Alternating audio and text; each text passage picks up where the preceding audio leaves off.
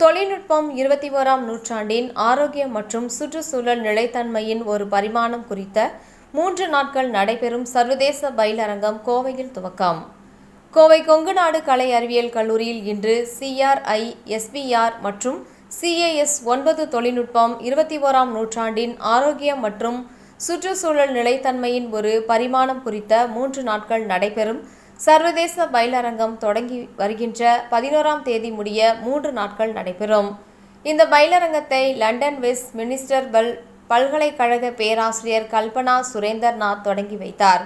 விழாவில் மாணவ மாணவியர்கள் மத்தியில் பேசும்போது, இந்த கல்லூரியின் நிறுவனர் டாக்டர் ஆறுசாமி அவர்கள் 25 ஆண்டுகளுக்கு முன்பு முற்போக்கு சிந்தனையோடு பயா டெக்னாலஜி பாடப்பிரிவை இந்த கல்லூரியில் தொடங்கி வைத்தார்.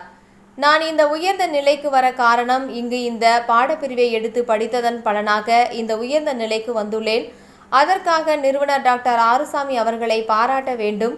அதேபோன்று இங்கு பயிலும் மாணவ மாணவிகள் இந்த வாய்ப்பை நன்கு பயன்படுத்திக் கொள்ள வேண்டும் என்று கூறினார். விழாவுக்கு கொங்குநாடு கலை அறிவியல் கல்லூரி செயலாளர் டாக்டர் CA வாசுகி தலைமை தாங்கினார்.